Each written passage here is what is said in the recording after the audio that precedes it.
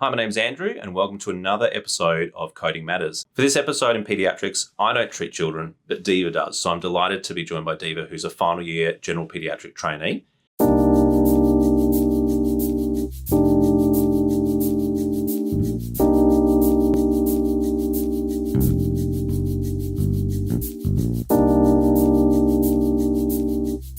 Deeva, from your perspective as a pediatrician, what is the value that you place on good quality documentation? I think documentation is really important from a patient safety point of view. I think all health professionals should be able to fully understand what's going on with the patient just from reading the documentation. But this year, I've been introduced to the importance of documenting in a way that supports good coding. And I've been really excited to learn more about this from Andrew. Thank you.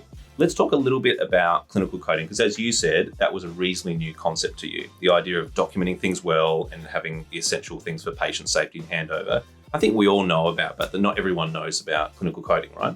That's right. Yeah. So if you're new to clinical coding, this is how it works. Some patient gets admitted to the hospital. Let's say it's a child with asthma, for example. They have some documentation for their journey. They get discharged. And then a clinical coder, who's someone who is not a clinician but has training in clinical coding, reviews their documentation, often starting with the discharge summary and working back through key documents like ward round, consult notes, and admission notes. And then they work out from the patient's journey their primary diagnosis and the associated complications and other secondary diagnoses, one particular code and an associated complexity. And from that code and complexity, we derive a lot of our statistical data and our performance management around our safety, measuring the amount of workload that's going on, and ultimately how we're reimbursed by the government as an individual hospital. So I want to give you an example from the pediatric realm that's about a child that presents with an asthma exacerbation. So in the first example, the child presents just simply with an asthma exacerbation and is in hospital just for 2 days, maybe a night and a day and a little bit more, and then they leave. And in the second example, the child presents with severe acute asthma and they require intravenous magnesium, nasal high flow, and they have a prolonged stay of up to 4 days, which is a lot longer than the first one. And even though both of these children have been admitted and managed for acute asthma, you can see that the funding and input and measurement of one needs to be different than the other. And we can represent that through coding. Just for interest, the particular code that we use when we're coding an asthma exacerbation admission is actually E69. And you can see in the first example, we get E69B, which is a lower complexity. And for that, this financial year, the hospital would get reimbursed at $1,883. But the person that had the higher severity of asthma and had the longer stay naturally should attract higher funding because more has been invested into their recovery. And so they get put into the major complexity category at E69A, and they get much more than double the funding at $4,700. So how do we determine the complexity? There's a number of different ingredients, like I mentioned before. The most important one is the principal diagnosis. So that's the diagnosis for the reason the person came to hospital. There are a number of secondary diagnoses that occur, things like dehydration or hypokalemia or delirium or type 1 respiratory failure. There are complications that may occur from treatment or operative management.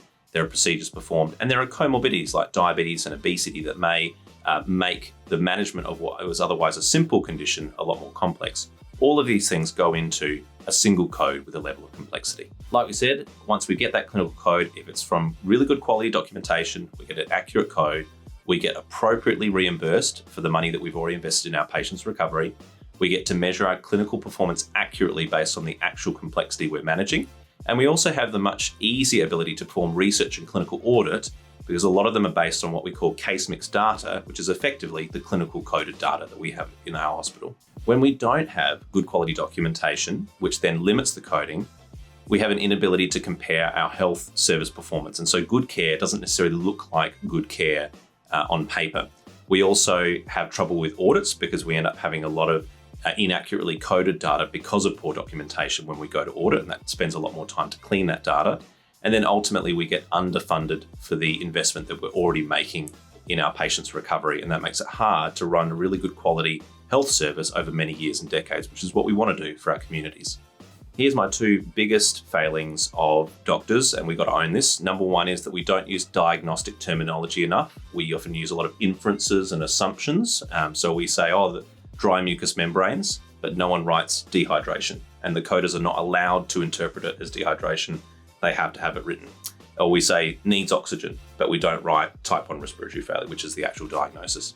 And the second one is that we don't document the relationship, and they need to be causal relationships using words like due to, causing, or secondary to, because we like to sometimes use more nuanced terms like background of or setting of, which unfortunately isn't explicit enough to document a relationship, and we miss out on that complexity. So let's talk about pediatrics now that we've covered over a bit of the background of clinical coding, if that's your first time. So like I just said before, if they need oxygen, just saying oxygen requirement or on oxygen isn't a diagnosis. That's an assumption there. We know that they have a hypoxic issue, usually related to lung disease, but we need to write acute type 1 respiratory failure, or in some cases, acute on chronic if they've got that as a chronic condition that's been exacerbated. And then there are sometimes with asthma exacerbations, making sure that we're clear about the cause of the asthma exacerbation, like it's a viral, specifically which virus, RSV exacerbating asthma, and is it acute severe asthma? That's a term I'm not familiar with, Deeva. Tell me what makes it acute severe asthma, not just normal asthma. Severe asthma tends to be the children that don't respond just with puffers, such as salbutamol and Atrovent, where we need to take the next step and give them intravenous treatment, such as magnesium sulfate and hydrocortisone. I can see they need a lot more investment in their recovery, and they're likely to be staying longer in hospital. Is that fair? That's correct. Yeah. Okay. And then in terms of viral infections super common in the pediatric population. I'm guessing that you do a lot of PCR testing of respiratory and stool and other things like that. Are we good at documenting the results of those with the clinical syndrome? Not always. I think Okay. there's definitely room for improvement. Sure. And I think that's in the adult world as well. Sometimes we just say rhinovirus, but we need to write things like rhinovirus laryngitis or RSV pneumonitis or influenza A pneumonia, because otherwise the presence of the virus doesn't necessitate the clinical syndrome. We need to have those two together, right? That's right. Yes. So on the respiratory example, here's an example of poor documentation. We've said viral ERT. We haven't specified what the virus is.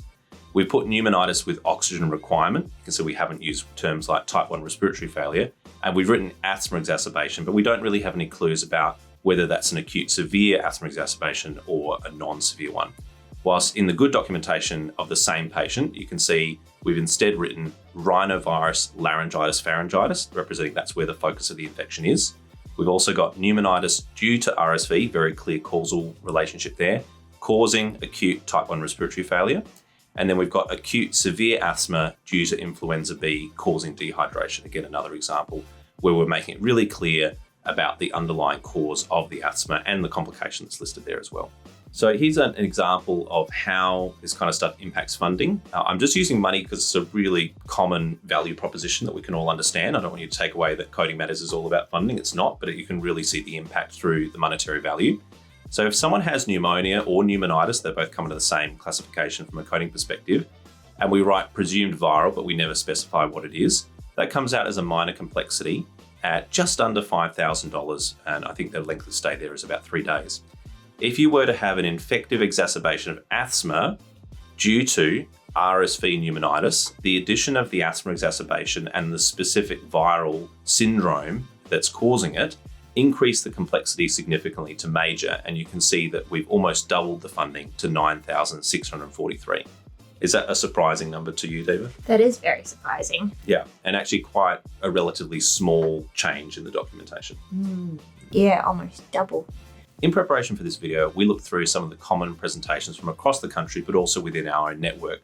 And you can see here we've listed a bunch of common reasons for paediatric admissions there. A lot of these, the terminology is very clear, but I want to highlight a couple that are maybe not as clear. And you can see, for example, viral bronchiolitis and bacterial UTI, not just bronchiolitis UTI. Even if you haven't got a confirmed organism, having a presumed or probable is really helpful. But the underlying one is called febrile illness presumed sepsis. And this is something that's really quite distinct in your realm compared to mine, and it also crosses over into neonates. You will have a lot of pediatric patients that you admit who are unwell and they have a fever, and you effectively treat them in case they have sepsis because the source is unclear. Is that a fair call? That's right. Yeah. And so you'll often say it's a febrile illness, but we know that can't be coded very well. And at the first 24 hours, it's really hard to know, is this viral? Are they already recovering? Is it just a bit of dehydration, or is this a bit of septic shock? How do you differentiate them, or can you not within the first few hours? We can't within the first few hours. Generally, if they've come in very sick, we know, or if they look quite well, we suspect it's not sepsis, but in between, generally only time will tell, and that's why we give treatment as soon as we can. And a lot of these would have broad spectrum antibiotics in case there's bacterial sepsis? That's right. Yeah. So very tricky in terms of documentation and coding, because these patients may not have a confirmed specific diagnosis of their fever until late or at the end of their admission. And many of these patients get well very well because of or independent of the antibiotics and go home within a couple of days, and we never know what the cause was. Is that fair? Yeah, very true. Yeah. And so the documentation is tricky, but having things where we can make an estimation of the likely cause or underlying cause or the likely syndrome are really helpful with representing the journey the patient's gone. And so I think if you're not really sure, if you are giving broad spectrum antibiotics for someone that is unwell with a dip in their blood pressure, using terms like probable or presumed sepsis when you have no other diagnosis is probably a pretty safe go-to, and helps represent the seriousness that the team is taking this person's presentation, even if it turns out to have a quick recovery. I think we'll end up doing a neonatal focus video, but I wanted just to give a little taste of neonates because I understand very small children, neonates, are different from the rest of the children. Is that a fair call? And there's some idiosyncrasies there that we need to sometimes be aware of. Yeah, that's right. And so we've made a bit of a list here that has things like related to newborn infants, like jaundice requiring phototherapy, not just jaundice, but actually writing where it's from and whether there's an element of hemolysis there as well. Hypoglycemia due to maternal gestational diabetes. Again, we often write hypoglycemia, but we don't actually mention the cause, and it's about relating those things together. We know it, but we're not writing it, so we need to write that kind of thing. If someone has aspiration, pretty common, I'm told, for neonates, if that's then causing an oxygen requirement, that should be type 1 respiratory failure as well, even if they recover very quickly. And then you can see some others there like presumed sepsis and respiratory distress syndrome. It can be tricky with some around terms like failure to thrive or poor weight gain. That might be the reason or the presenting symptom that they require admission for, but those are not diagnoses in themselves. We really need to look deeper for the underlying diagnosis and then write it down. Is that a fair comment? Yeah. And what would be the common reasons that you might admit people for failure to thrive or poor weight gain when you've actually investigated them? Generally, it's almost always a feeding issue. Mm-hmm. It's less common to have an underlying medical cause, such as a chronic disease or a urinary tract infection, but those are the kind of things that we look for. Good, yeah. And so being really clear about the feeding issue, not just saying feeding issue, but what's the specific feeding issue there. Yeah. The more specific, the better it is for the documentation side of things. A couple of examples again from infections. So we've got cellulitis, and if we just write cellulitis in a pediatric patient, that comes out at a minor complexity at 4,131, slightly more than the pneumonitis one, which surprises me. I thought pneumonitis would be more serious. And then if you have cellulitis, and we actually say that's related to the obesity, and we're recognising that the stretching of skin and obesity and skin folds often predisposes, and they wouldn't have had the cellulitis without having the obesity. So you can see the comorbidity adding that dynamic there. And if they then also require a dietitian to look at managing their obesity and discharge planning, just those two things alone are enough to increase the complexity up to the A level, and that more than doubles the funding to 8,416. Here's another example with gastroenteritis, where we've got presumed infectious gastroenteritis, which has caused dehydration, coming out at $1,635. If we were to simply add gastroenteritis due to suspected rotavirus, so you haven't even confirmed it, perhaps the child is in a childcare centre where there's a confirmed outbreak of rotavirus and you haven't yet had the testing come back yet, still writing things like suspected or likely rotavirus is enough specificity to increase the complexity, and you can see the funding more than triples up to 5,731. That's a bit of a surprising jump for me. Yeah, a huge jump. Yeah, so you can see that we're not asking for large amounts of effort, we're just looking to be a bit smarter and more purposeful with our documentation in order to get that specificity and the associated complexity. So if you're not certain about a diagnosis, you don't actually have to have confirmation. You can express diagnostic uncertainty with terms like suspected, probable, likely, possible, query, even with a question mark, and they represent the process of investigation and diagnosis that may not be completely confirmed in one admission but might be later. I mean, in the older age group, the classic example I use is dementia. You can't make a dementia diagnosis on a single visit or a single admission, but you can strongly suspect it and say it's probable dementia, and then there'll be follow-up to confirm that. Are there similar conditions in the paediatric realm that require a chronic assessment? Yes. For example, autism is a good example. Global developmental delay, intellectual disability would be similar to perhaps dementia in the adult world.